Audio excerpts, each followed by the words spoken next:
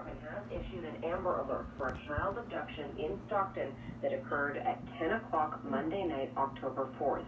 The suspect is 24-year-old D'Angelo Webb, last seen driving a silver 2015 Chevy Equinox SUV. Webb is reported to have taken his 1-month-old baby, Gianna Webb. D'Angelo Webb is considered armed and dangerous. He is African-American, 5 feet 11 inches tall, 180 pounds, with black hair and brown eyes. The baby is also African-American, about 24 inches long, and weighs 10 pounds. The silver Equinox has California plates 7KBE022. Anyone who sees this man is not to approach him, but to call 911.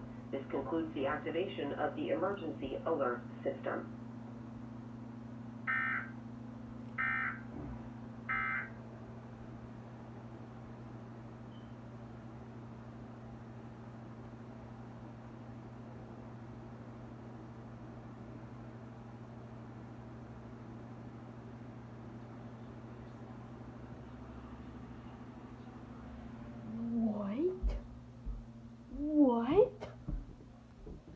What?